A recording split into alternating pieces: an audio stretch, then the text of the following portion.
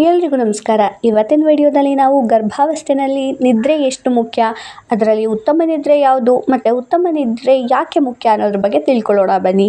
ಗರ್ಭಾವಸ್ಥೆಯ ಮಹಿಳೆಯ ಜೀವನದ ಅತ್ಯಂತ ವಿಶೇಷ ಹಂತಗಳಲ್ಲಿ ನಿದ್ದೆ ಸಹ ಒಂದಾಗಿದೆ. ಈ ಸಮಯದಲ್ಲಿ ದೇಹದಲ್ಲಿ ಅನೇಕ ಬದಲಾವಣೆಗಳು ನಡೆಯುತ್ತವೆ.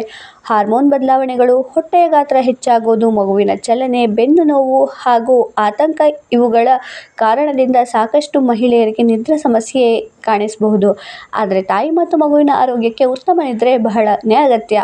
ಗರ್ಭಾವಸ್ಥೆಯಲ್ಲಿ ನಿದ್ರೆ ಕೊರತೆಯಿಂದ ಆಗುವ ಸಮಸ್ಯೆಗಳನ್ನು ನೋಡೋದಾದರೆ ದೇಹದ ಆಯಾಸ ಹೆಚ್ಚಾಗುತ್ತೆ, ಮನಸ್ಥಿತಿ ಬದಲಾವಣೆ ಆಗುತ್ತೆ, ತಲೆನೋವು ಮತ್ತು ಒತ್ತಡ ಹೆಚ್ಚಾಗುತ್ತೆ, ರಕ್ತದೊತ್ತಡ ಕೂಡ ಹೆಚ್ಚಾಗುವ ಸಾಧ್ಯತೆ ಇದೆ, ದೇಹದ ರೋಗ ನಿರೋಧಕ ಶಕ್ತಿ ಕಡಿಮೆಯಾಗುವ ಸೂಚನೆ ಕೂಡ ಇದೆ.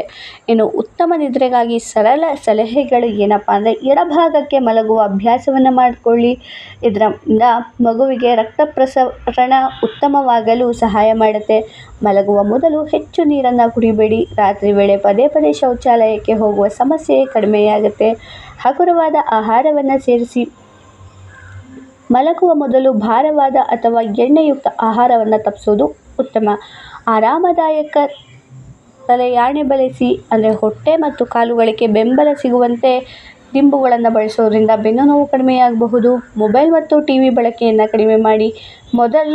ಮಲಗುವ ಮೊದಲು ಕನಿಷ್ಠ 30 ನಿಮಿಷಗಳ ಕಾಲ ಡಿಜಿಟಲ್ ಪರದೆಯಿಂದ ದೂರವಿರಿ. ಇನ್ನು ನಾವು ಯಾವಾಗ ವೈದ್ಯರನ್ನು ಸಂಪರ್ಕಿಸಬೇಕು ಅಂದರೆ, ನಿದ್ರೆ ಬರದೆ ದಿನವೂ ಕಷ್ಟ ಆಗ್ತಾ ಇದೆ ಅನ್ನೋದಾದಾಗ ವೈದ್ಯರನ್ನು ಸಂಪರ್ಕಿಸಬೇಕು. ಹಾಗೆ ಉಸಿರಾಟದ ತೊಂದರೆ ಕಂಡು ಬಂದರೆ, ಜೊತೆಗೆ ಕಾಲುಗಳಲ್ಲಿ ಹೆಚ್ಚು ನೋವು ಅಥವಾ ಊತ ಇದ್ದಾಗ ಮತ್ತು ಹೆಚ್ಚು ಆತಂಕ ಅಥವಾ ಮನನೊಂದು ಕಾಣಿಸಿದರೆ ವೈದ್ಯರನ್ನು ಸಂಪರ್ಕಿಸಬೇಕಾದ ಪರಿಸ್ಥಿತಿ ಅಂತ ಹೇಳ್ಬೋದು.